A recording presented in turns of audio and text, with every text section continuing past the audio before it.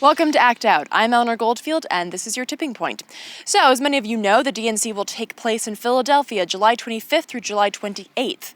And even under normal circumstances, tensions would run high as activists call out the corporatists in their ivory towers. But this year, with clear-cut election fraud trailing behind the Democratic darling Hillary Clinton as she makes her way to the winner's circle, a downtrodden Bernie healing by her side, tensions are even higher. Activists on the left are planning a slew of actions to not only call out corruption, but to call out the party as a whole, and indeed the inherent bullshittedness of the two-party system. As I mentioned in the episode from 2 weeks ago, the Democrats have been leaning more and more right with each passing election cycle, and you only have to look at the rising number of independent voters or pledged Greens to see that a whole lot of people aren't buying the money-soaked lip service lines.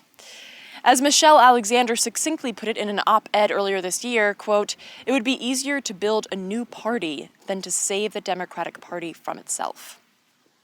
And I'm inclined to agree. And I'll add on to that by saying that you don't even need to start from scratch. As I mentioned, the Green Party is growing in popularity, as is the Socialist Alternative Party, that has now announced their push to support Jill Stein's campaign for president. Indeed, one of the events slated for the week of the DNC is the Socialist Convergence, where, among others, both Jill Stein and Kshama Sawant will speak about next steps for the populist movement, beyond Bernie, as it were. Other events include Occupy the DNC, the Black DNC Resistance March against the capitalist and racist government, the People's Caravan, the March for Our Lives calling for money for the poor, not for war, March for Clean Energy with an anti-TPP contingent, and more. And overseeing all of this will be Philadelphia's finest. Perhaps the finest of which, wouldn't be hard to suggest that, we sat down and spoke to. For those of you who didn't catch last week's show, be sure to cue it up because today we're airing part 2 of our interview with former police captain Ray Lewis. Last week, he spoke to us about how he went from a once brutal cop to an occupying, sign-bearing, anonymous mask-wearing activist calling for love, kindness, and justice. He also laid out specific points as to how police departments across the country can address the issue of police brutality, from before the first day of training to 20 and 30 years into a cop's career. And this week, as we move closer to the Democratic Convention in Philly, we'll talk to Ray about tactics on both sides of the front lines and what activists should prepare for in the streets of Philly. But first, let's take a look at some of Philly's backstory on this type of event.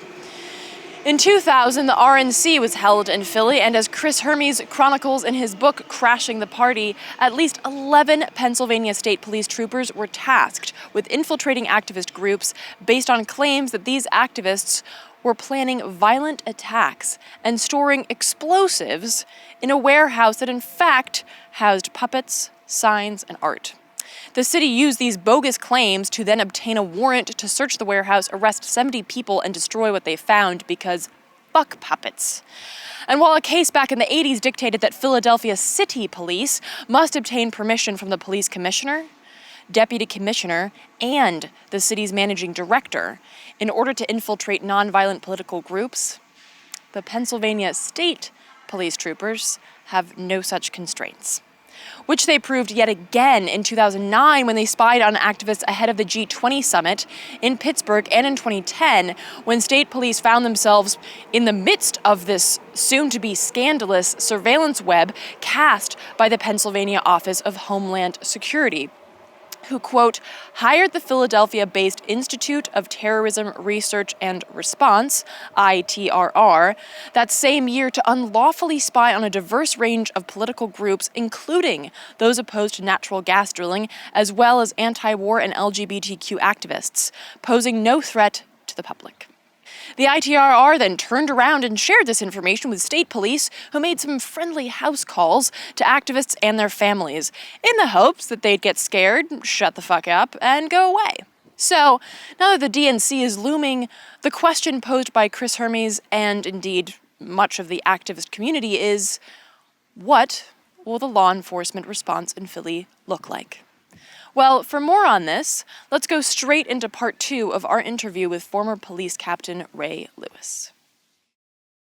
You've seen both sides, obviously. You've seen how activists use their tactics, and you've seen how police have used their tactics against activists. Let's start with police officers. What tactics have you seen them use, and what do you think is the appropriate type of tactics to use at, say, a civil disobedience action? Well, the one tactic, well, two tactics. The number one is kettling, where they actually lead you into an area where you're entrapped, and you don't even have an avenue out if you want, and they're peacefully walking, and yet they're trapped. This is going to discourage a lot of people next time, because people say, no, even if I'm quiet, even if I'm not throwing rocks, I can still get kettled. But the very first one I noticed was in Zuccotti Park at rallies, something I could not figure out the first couple of times I saw it, and then it hit me. It was ingenious, evilly ingenious, but I would see cops walking through the crowd, and they would just grab somebody who was doing nothing. They weren't shouting. They weren't throwing anything. They did not even have a sign. And they would arrest that person and take them out. I said, okay, that person must have done something that I didn't see. And then so I'm surveying that. Now I'm keeping more of my eye on the crowd also. I see another cop go in, a couple cops, and they arrest them. And they were very respectable dressed. They were clean, they were your average, they were like your school teacher, your nurse, whatever. And I realized then what the tactic was. It was to show everybody you're not safe. Even if you're not shouting, even if you're not throwing anything, even if you don't have a sign, you can be arrested. So that message came across real, because everybody was like, what'd they do? And so, and people have a real, good people have a stigma about being arrested. Yeah. Good people think, no, that's so wrong to get arrested, because they're raised that way. And society breeds that into you, that it is wrong to get arrested. And so people are, number one, they're terrified of being arrested because they fear what might happen to them. But number two, it's so degrading to people. So you're good people at these rallies. I can't go anymore. And so New York, NYPD was very successful in getting rid of your middle-class America from these demonstrations. So how do you feel about that paradigm that getting arrested is a terrible thing? Do you believe that paradigm is still necessary at this particular point in time when we're really getting further and further into this corruption and this corporatocracy? Do you think that paradigm of being afraid of being arrested needs to change? It has to change. You're not going to see any change in this society unless people realize they're going to have to be arrested. And instead of calling it civil disobedience, I don't see the controllers of us for years, the ruling class. They have used all different type of names, the names they want to place on things. Disobedience, that has bad connotations, disobedience. How about dissent, civil dissent? We're dissenting against the policies of the ruling class. So people have to realize that when you dissent, that's a positive thing. When you dissent against evil, what's more positive than that? And it's interesting, my arrest. I was asked to come down to Occupy Wall Street demonstration on November 17th. I'll never forget the date because it was my birthday. And I said, sure, I'm down here to support you guys. You want me down there? They said, yeah. It was early. It was 7 a.m. I said, does it have to be that early? But they wanted to close Wall Street. And so everybody starts coming in Wall Street like 8 a.m. or 9 a.m. So they wanted to get there early. And it was an incredible amount of people there, raucous, yelling, but not violent. But they wanted to get their point across to Occupy Wall Street, to Wall Streeters. And so I said, sure, I'll go down there. And I took my sign, and I always have to have a sign. That's extremely important to me. Or people, well, what are you doing here? Yeah. So I think that day my sign said, NYPD, don't be Wall Street mercenaries. I was not going to get arrested here this day, but then I saw two things happening. I saw all these young kids. And when I say kids, I don't mean that derogatorily, but when you're under 50, you're a kid to me, all right? And they were in their like 20s, and they were being drugged, one after another, because they were committing civil dissent. They were sitting in the street, stopping traffic. So I don't have a problem with the police arresting them, and they chose to be dragged out, more emphatic visual. But then when I saw all of them, one after another, two things hit my mind. Number one, they put themselves on the line for their physical welfare. Number two, they put themselves on the line for confinement. They had no idea how long. And that just so overwhelmed me. It just overwhelmed me emotionally that they were willing to do that. I said, I just can't stand here. I gave my sign to a Spanish newswoman, and I went out and I sat down with the others. Now, the police initially went around. They got everybody next to me, but they went around me. I got up. I went back to where they were sitting again. They arrested everybody else but me and went around me. To this day, Eleanor, I'm not sure if they were showing me respect, camaraderie, or whether they just did not want to make me a martyr. I don't know. But anyway, the third time, and this is on tape of my arrest, the third time they grabbed me, and they said, it was something like, what are you doing? Why are you doing this? And I shouted, I want to be arrested. And then they arrested me. Now, the thing is, being a cop, I still have cop blood in me, and I did not make them drag me. I stood up, and I walked diagonally across the intersection. Walking across that intersection handcuffed was the proudest moment of my life. So, in terms of, as you know, you said that you still have that cop blood in you, so you still have that. I mean, I imagine you can't get rid of it. So, as such, when you've gone to these protests and these actions, is there anything that you see with the activists that you would suggest they do otherwise? Are there any certain tactics that you think, oh, that's really, really good, that's a really good tactic coming from somebody with so much experience as a cop? Yeah, the best tactic to me, and there's pros and cons with every tactic. But if I was to go with one tactic, it would be nonviolent dissent. You're trying to get a message across.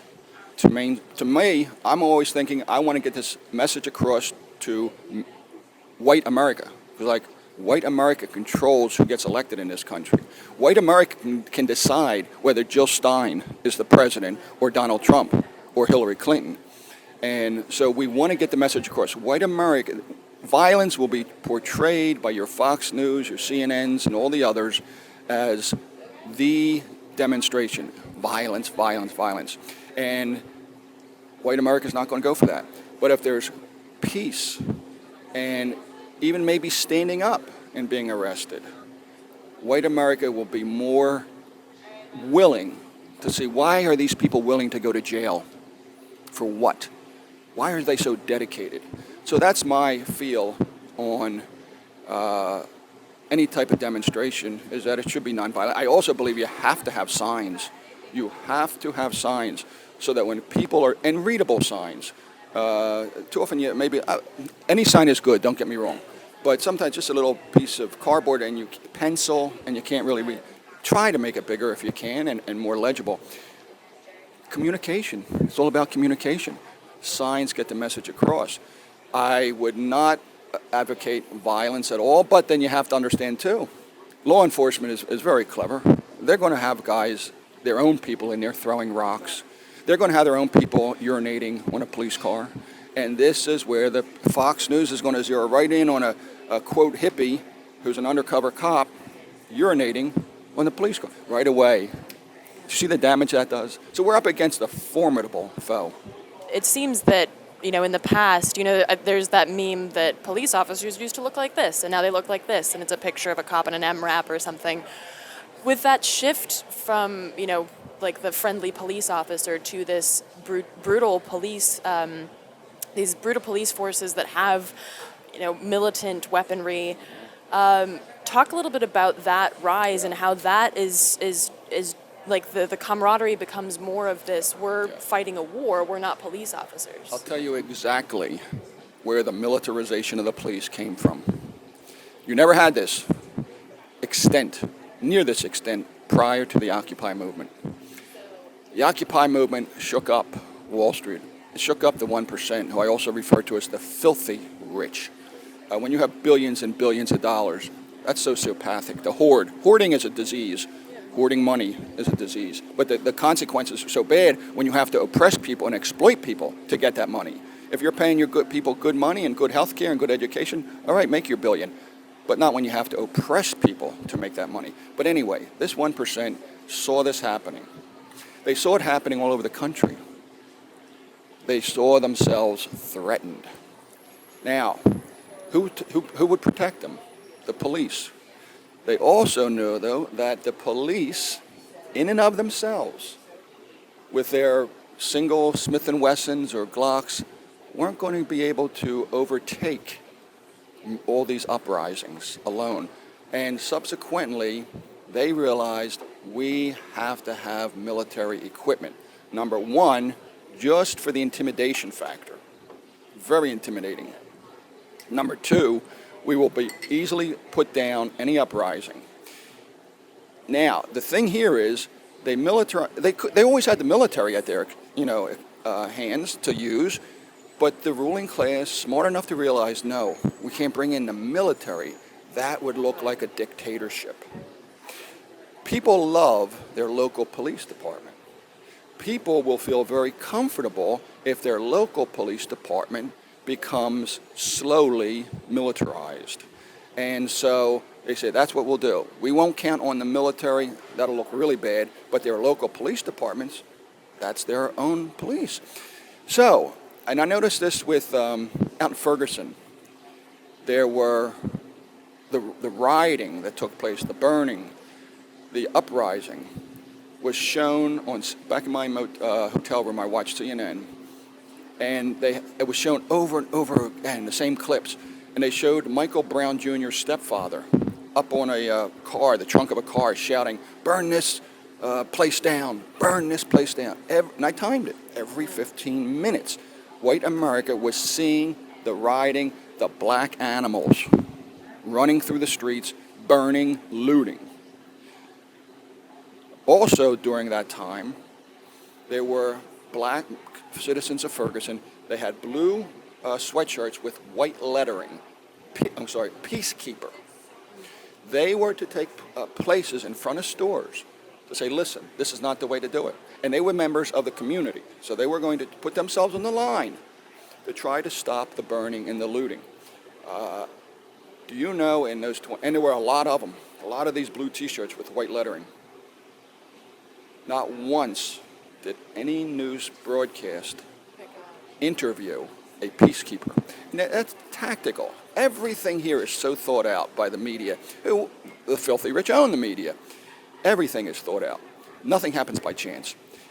They wanted all of white America to see blacks as animals, wild savages that cannot be trusted, that we have to keep down.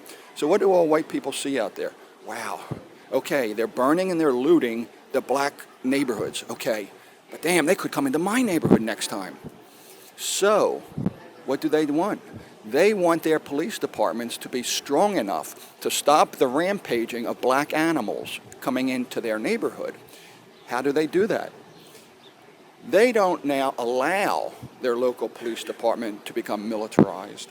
They request. Now, the 1% has them totally manipulated. They're doing the job of the 1%. 1% doesn't have to push the militarization of police departments on the white America. White America is now going to their local police meetings saying, listen, we saw what happened in Ferguson. We want you guys better armed. We want you guys with machine guns. We want you guys with a couple tanks if needed. So the media got white America to do their job for them, to get police departments militarized.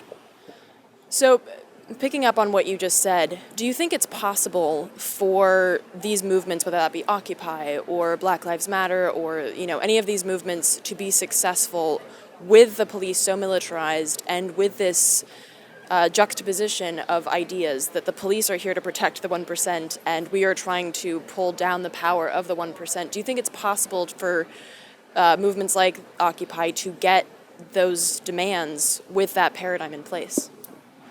What's difficult here is that white America, they see that they're losing some sick time. Well, I'll tell you, a good friend of mine, this is what he said. I lost sick time. They took away a couple holidays. My money, my pension is going to be reduced. I have to pay more into my health care. I don't have the education funds that they were willing to, give me. But I still have a job. Filthy rich love hearing that. So when you can say you're losing all that, but still be thankful that I have a job, you're brainwashed to think, hey, I can't lose this because this is the last thing I have. So even though they're cutting everything, my lifestyle is not what it used to be, at least I'm surviving.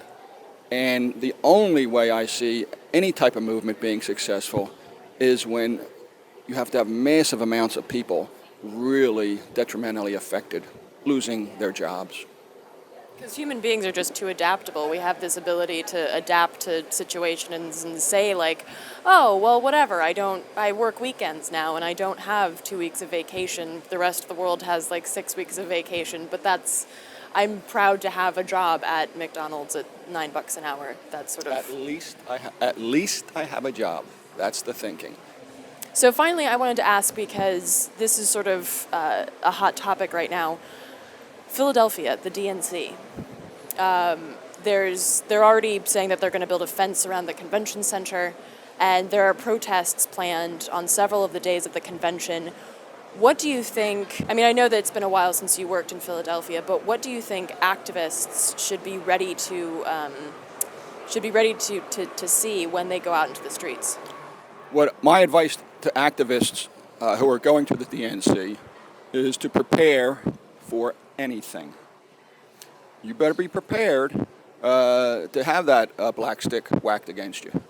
Don't think, if you're in a crowd and they're trying to break that crowd up, whether you're violent or not, those sticks are going to be swelling.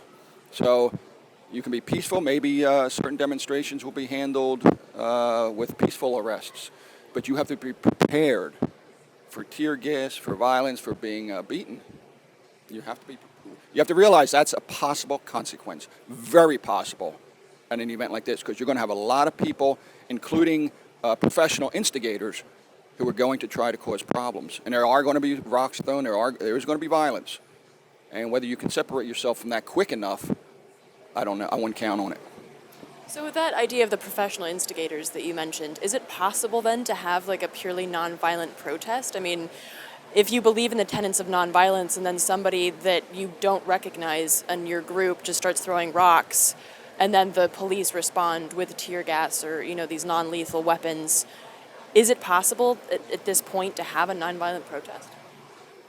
Well, not only do you have the local police putting people in there, you have Department of Homeland Security, you have the FBI, and you have corporations. You have a corporation, they bring in a guy, listen, a couple months, grow a beard, you're going to be our guy that goes out to these protests. We're not going to ask you to throw a rock at the police or anything, but here's an American flag, here's a match. As activists, how do we respond to that? Well, you like to give freedom to protesters of burning the American flag. And there's really not much you can do because it's spontaneous. There's not a discussion. Should I burn this flag, guys? What you have to have, and I always go back to this, you have to have so many people that it overwhelms these incidents